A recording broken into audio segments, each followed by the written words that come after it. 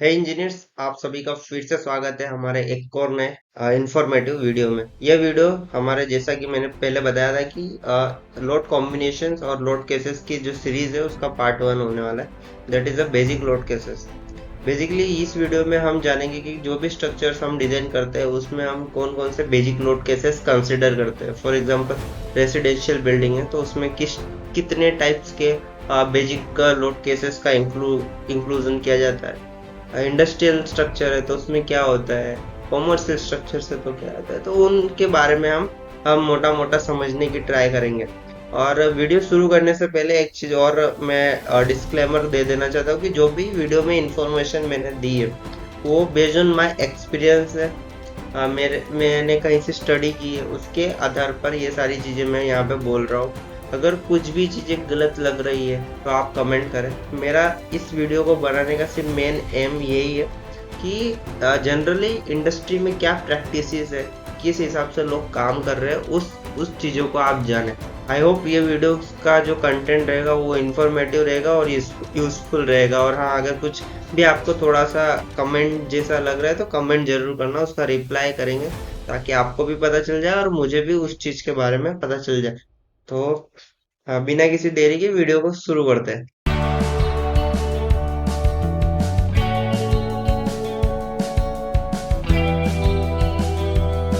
जैसे normally basic जो load cases होते हैं वो नॉर्मली तीन अलग अलग कैटेगरी में डिवाइडेड रहते हैं। फर्स्ट स्ट्रक्चरल, फिजिकल प्रॉपर्टी और ऑक्यूपेंसी के ऊपर जो डिपेंडेंट डेड लोड और लाइन लोड। उसके बाद के जो लोड केसेस होते हैं वो इंडस्ट्रियल लोड केसेस होते हैं। इक्विपमेंट लोड, एमटी ऑपरेटिंग या testing, maintenance load, bundle pull load, piping load, empty operating testing या फ्रिक्शन या एंकर। और तीसरी कैटेगरी आ जाती है कि बेस्ड ऑन एनवायरमेंटल और geographical condition, that is a wind load, seismic load, temperature load, snow load, rain load etcetera. तो ये मेनली तीन कैटेगरी के टाइप के लोड केसेस का यूज किया जाता है स्ट्रक्चर के एनालिसिस और डिजाइन में। Category first load cases that is a dead load, उसके बारे में हम जानते हैं। नाम से ही आपको पता चल जाएगा कि डेड लोड का क्या मतलब।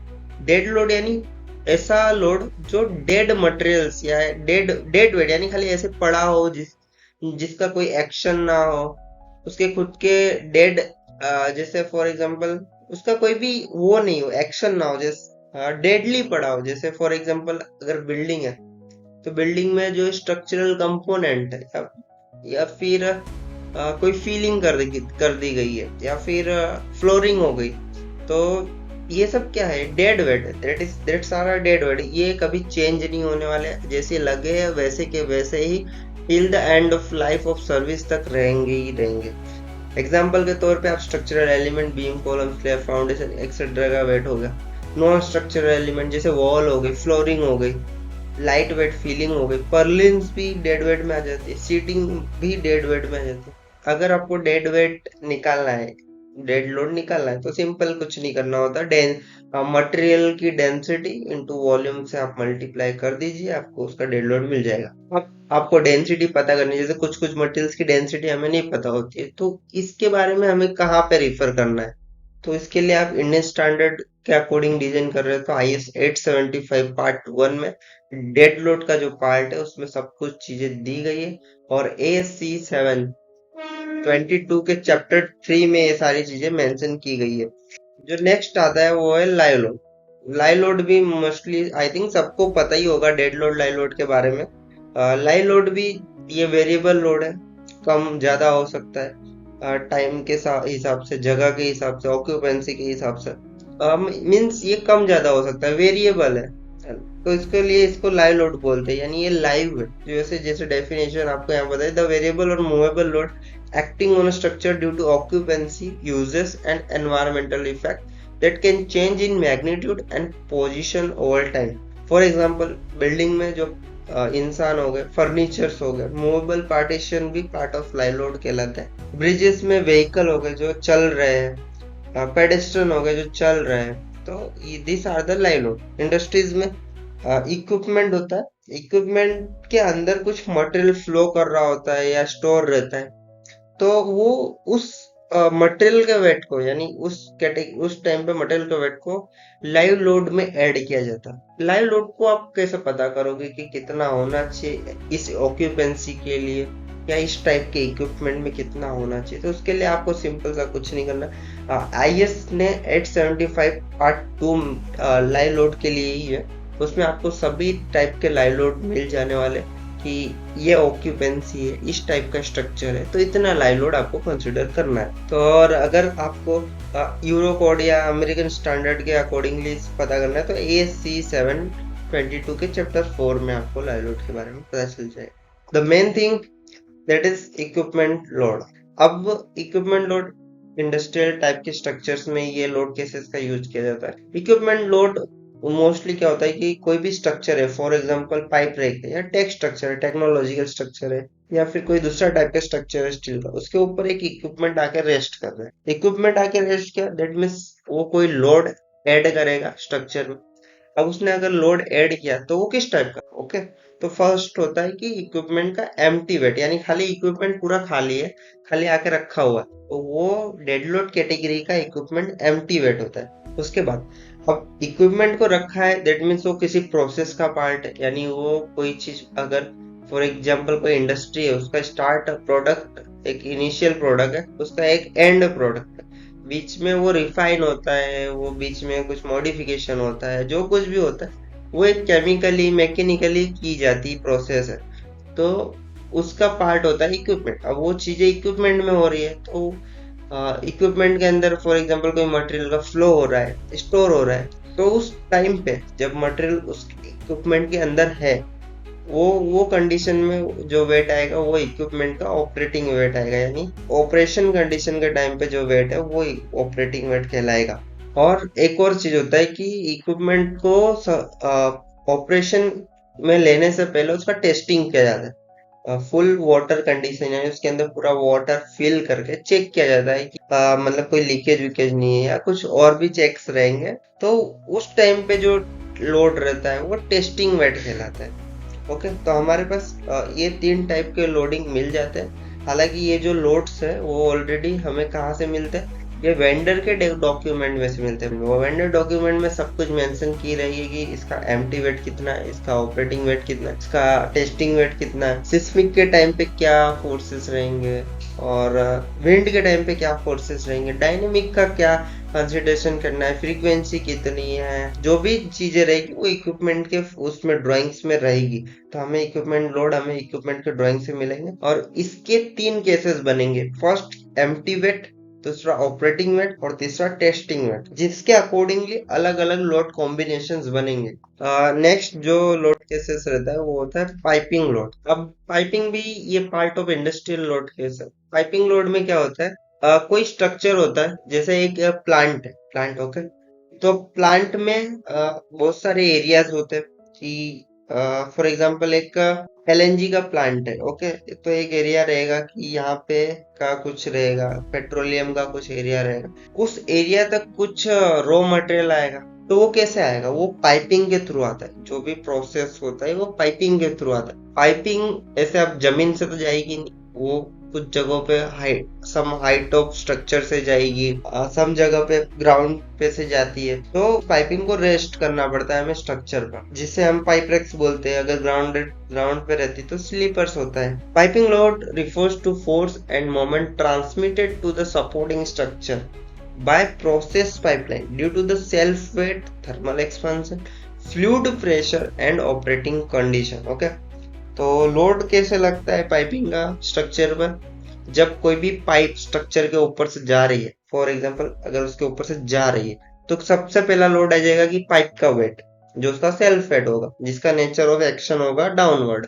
दूसरा कि जब वो पाइप में से कोई मटेरियल जा रहा है, ठीक है, कोई मटेरियल जा रहा है, तो एक एक्स्ट्रा वेट रहेगा, डेड वेट प्लस जो मटेरियल का वेट रहा, तो वो उस कंडीशन में आएगा पाइपिंग ऑपरेटिंग वेट। मटेरियल जा रहा है तो वो बहुत ठंडा हो सकता है, बहुत गर्म हो सकता है, टेम्परेचर का अफेक्ट रहेगा, तो सिंकेज या कॉन्ट्रैक्शन कुछ भी हो सकता है, तो उसमें हॉरिजॉन्टल लोड्स आने की पॉसिबिलिटी होती है, क्योंकि पाइप्स को जो स्ट्रक्चर पर जहां पर रेस्ट किया जाता है वहां पे एक सपोर्टेड किया जाता है, तो वहां पे एक हॉरिजॉन्टल फोर्स भी लगेगा। प्लस पाइप का जो फ्लो है वो जिस डायरेक्शन में, उस डायरेक्शन में पाइप हॉरिजॉन्टल फोर्स डालने का भी ट्राई करेगा।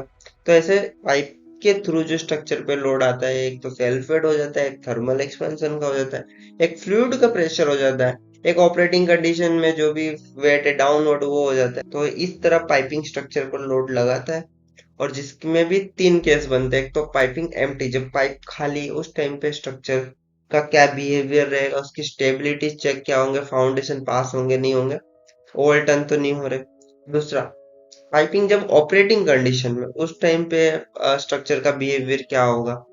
और तीसरा, पाइपिंग जब टेस्टिंग केस में, टेस्टिंग यानी उसको भी टेस्ट किया जाता है, फुल ऑफ वाटर फ्लो करके चेक किया जाता है कि पाइपिंग प्रॉपरली वर्क करेगी या नहीं। तो ऐसे इसमें भी तीन अलग अलग केस बनते हैं, प्लस इसके अंदर दो और एक्स्ट्रा केस बनते हैं, दैट इज फ्रिक्शन और एंकर लोडिंग। तो ऐसे पाइपिंग का जब केस आता है तो उस टाइम पे हमारे पांच अलग अलग लोड केसेस बनते हैं। उसके बाद एक आता है bundle pull load. Bundle pull load क्या होता है, ये भी one type of industrial load है। बंडल पुल लोड होता है कि एक्सचेंजर्स में ये लोड केस हमें एडेड देखने को मिलता है। पहले इस लोड को समझने से पहले एक्सचेंजर्स को हमें समझना पड़ेगा। एक्सचेंजर्स क्या होता है, हीट एक्सचेंजर होता है। तो उसमें क्या होता है मोस्टली कि एक ट्यूब होती है, और उसके एक ट्यूब, कांच की ट्यूब समझो, एक कांच की ट्यूब है और उसके अंदर सीरीज ऑफ पाइप्स राउंड करके इंसर्ट किया रहता है। सीरीज ऑफ पाइप जैसा आपको इमेज में दिखेगा, सीरीज ऑफ पाइप्स को एक राउंड करके इंसर्ट किया रहता है उस ट्यूब के अंदर, और उसमें ही फ्लूइड फ्लो होता है या जो भी उसके अंदर प्रोसेस होती है वो होता है। बट वो जो सीरीज ऑफ पाइप्स है उनको मेंटेन भी करना पड़ता है। तो मेंटेन करने के लिए क्या करना होता है, सीरीज ऑफ पाइप्स को बाहर की तरफ खींचना पड़ता है। तो इसी को बोलते हैं पुल लोड। और ये एक बंडल है, यानी सीरीज ऑफ पाइप्स यानी एक बंडल है, तो उसको बोलते हैं bundle pull load. Okay, I hope you guys understand. A bundle pull load refer to the force exerted on a supporting structure like platform, beam or column during the removal or insertion of heat exchanger tube bundles for maintenance or inspection. Okay, now इसके कारण जो load structure पे लगेगा वो किस nature में रहेगा, horizontal load रहेगा, क्योंकि हम बाहर की तरफ खींच रहे और लगा रहे, ऊपर से खींच नहीं रहे, इसे हॉरिजॉन्टली पुल कर रहे हैं। अब जो उसका मैग्नीट्यूड रहता है फोर्स का, वो डिपेंड करता है कि बंडल का वेट क्या है, फ्रिक्शन कितना है, अलाइनमेंट कितना है, पुलिंग किस तरह किए जा रहे हैं। इसका लोड भी हमें वेंडर डॉक्यूमेंट में दिया रहेगा। Now what is the maintenance load.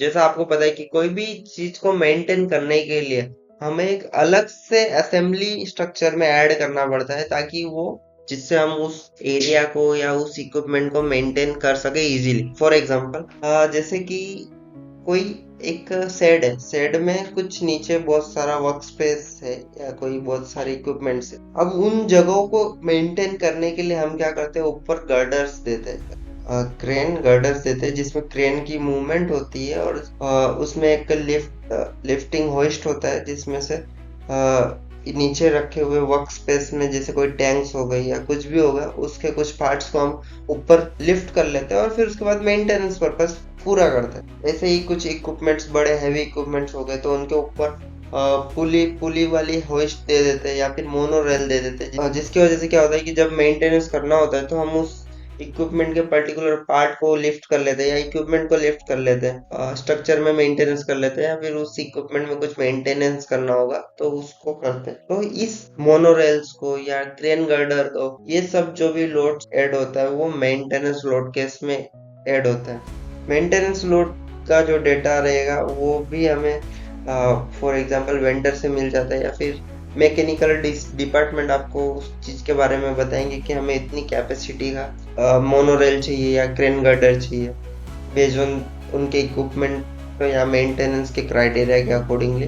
या फिर IS 875 पार्ट 2 भी आपको इसके ऊपर एक जनरल गाइडेंस देगा। अब मेंटेनेंस लोड, जैसे कि अगर मेंटेनेंस लोड्स में एक होता है कि क्रेन लोड। ओके, तो क्रेन लोड का एप्लीकेशन मॉडल्स में कैसे किया जाता है वो एक अलग टॉपिक है, बहुत ही इंटरेस्टिंग टॉपिक है।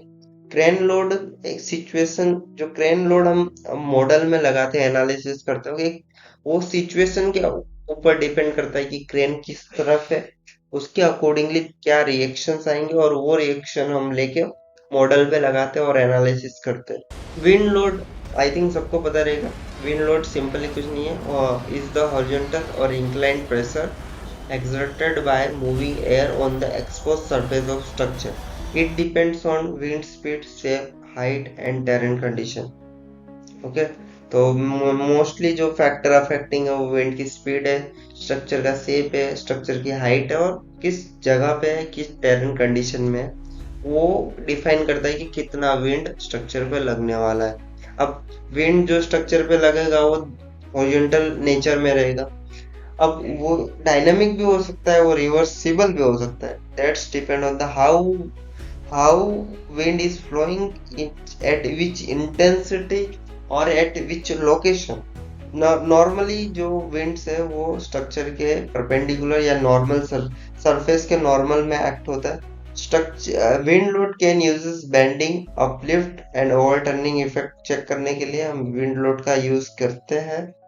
Important for tall structure, slender और light structure. Wind load governing किस केसेस में करेगा कि अगर कोई लंबा सा स्ट्रक्चर है या उसका सरफेस एरिया काफी ज्यादा है, स्लेंडर स्ट्रक्चर है या light weight structure mostly wind case में गवर्न करते हैं। विंड लोड के बारे में अगर आपको इंफॉर्मेशन चाहिए तो वो IS 875 पार्ट 3 में मिल जाएगी, या फिर ASCE 722 के चैप्टर 26 से लेकर 31 में विंड लोड की सारी डिटेल दी हुई।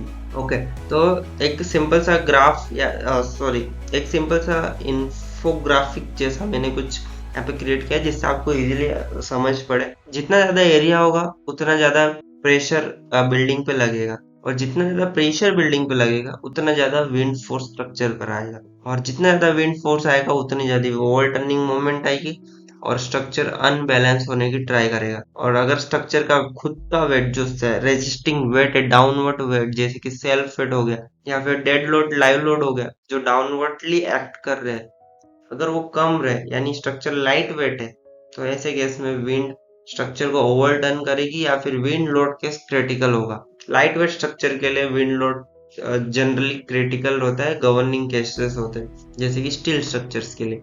वहीं जो नेक्स्ट लोड केस आता है that is seismic load case.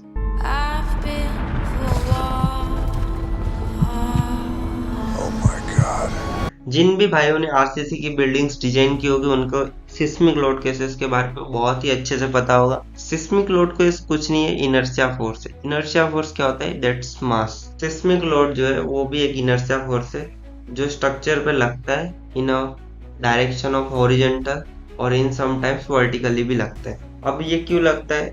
जब अर्थक्वेक आता है तो ग्राउंड एक्सेलरेट होता है, जब ग्राउंड एक्सेलरेट होता है तो आपका जो स्ट्रक्चर है वो वाइब्रेट होता है, जब स्ट्रक्चर वाइब्रेट होता है तो उसमें रहा मास वाइब्रेट होता है, मास वाइब्रेट होता है तो वो जो आपके स्ट्रक्चरल कंपोनेंट है उस पे एक फोर्स एक्ट लगाता है, उसके कारण उस चीज को हम बोल सकते हैं कि ये सिस्मिक के कारण लग रहा लोड है। ये जो लोड है वो डिपेंड करता है कि आपके स्ट्रक्चर का मास कितना है, कि स्ट्रक्चर की स्टिफनेस कितनी है, कैसी है, किस लोकेशन पे स्टिफनेस ज्यादा है, किस लोकेशन पर कम है, उस हिसाब से आपके फोर्सेस डिस्ट्रीब्यूट होते हैं। स्ट्रक्चर की डैम्पिंग कितनी, की कितना अमाउंट ऑफ फोर्स स्ट्रक्चर जो है रेजिस्ट कर लेगा। तो मोस्टली जो फैक्टर्स है वो मास, स्टिफनेस और डैम्पिंग होते हैं सिस्मिक लोड के लिए। IS 1893 पार्ट 1 to 6 में दिया है सिस्मिक लोड के बारे में। अभी IS 1893 जब ये वीडियो रिकॉर्ड हो रहा होगा इस टाइम पे IS 1893 का लेटेस्ट रिवीजन आया दैट इज 2025, जिसमें IS 1893 की जो प्रोसीजर है कैलकुलेट करने की वो थोड़ी चेंज हुई है, सिस्मिक जोन्स चेंज हुए हैं, स्पेक्ट्रा के बारे में थोड़ा और डिटेल्स में दिया हुआ है, टाइम पीरियड के अकॉर्डिंगली चीजें सेट की गई है, जोन्स के अकॉर्डिंगली चीजें सेट की गई है। पार्ट 1 जो है IS 189 का वो एक जनरलाइज पार्ट हो चुका है। वहीं बिल्डिंग्स के लिए एक स्पेशल पार्ट आ गया है दैट इज पार्ट 5, तो उसमें आपको सिस्मिक लोड के बारे में सब कुछ पता चल जाएगा। वहीं अगर आपको अमेरिकन स्टैंडर्ड के अकॉर्डिंगली समझना है कि विंड लोड कैसे ले, कितना ले, तो उसके लिए आपको ASCE 722 के चैप्टर 11 to 23 को रिफर करना रहेगा।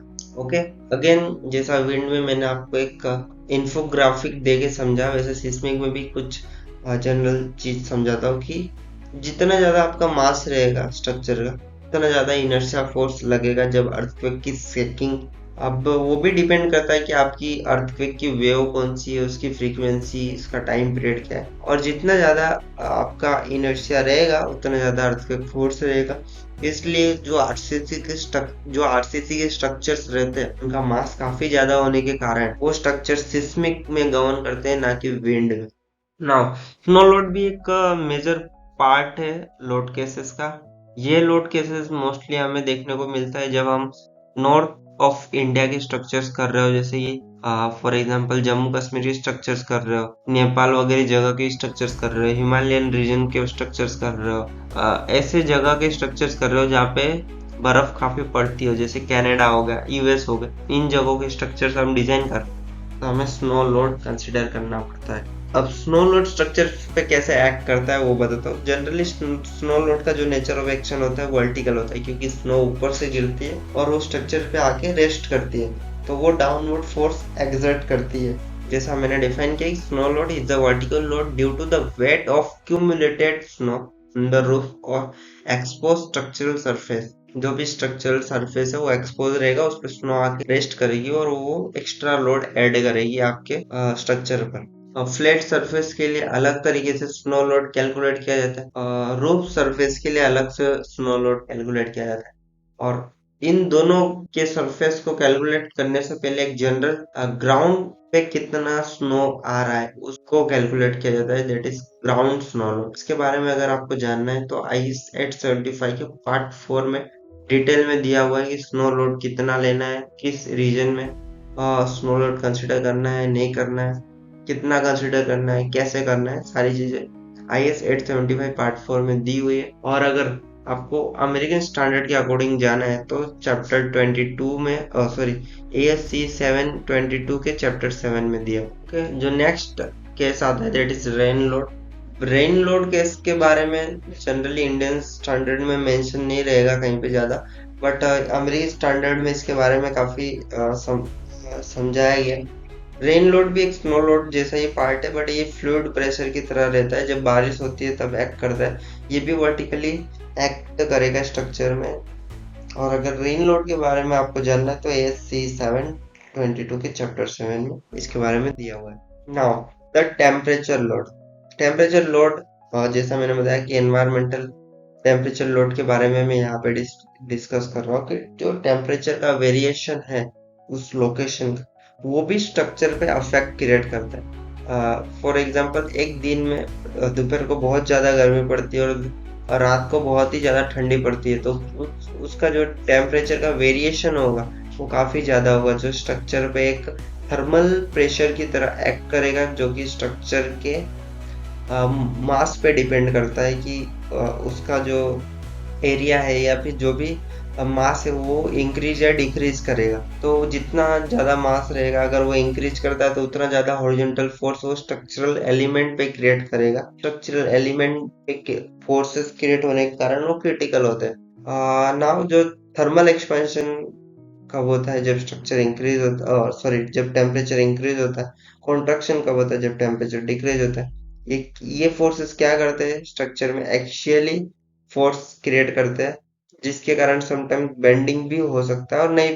टेम्परेचर लोड के बारे में कैसे कंसिडर करना है उसके आपको IS 875 पार्ट 5 में मिल जाएगा, या फिर लोकल क्लाइमेट डेटा के अकॉर्डिंगली भी आप जा सकते हो। तो आई होप ये वीडियो आपको इंफॉर्मेटिव लगता रहेगा। मेरा जनरली ट्राई यही था कि लोड कॉम्बिनेशंस पर अपन फोकस करने से पहले लोड केसेस के बारे में भी जान लेते, कि किस लोड, कौन कौन से load cases general structure design के प्रैक्टिस में रहता है, उसके बारे में क्या क्या चीजें लोग ध्यान में रखते हैं, उसको अगर कैलकुलेट करना है तो कहाँ से कैलकुलेट करते हैं, जो बेसिक प्रोसेस क्या होता है उस चीज को मैं समझाने की ट्राई किया था इस वीडियो में। अब जो आने वाला जो नेक्स्ट वीडियो रहेगा वो लोड कॉम्बिनेशन रहेगा अकॉर्डिंग टू IS 456 और इंडस स्टैंडर्ड के जो कोड है, या तो IS 800 के अकॉर्डिंगली जो भी लोड कॉम्बिनेशन रहेंगे उसके ऊपर आने वाला नेक्स्ट वीडियो।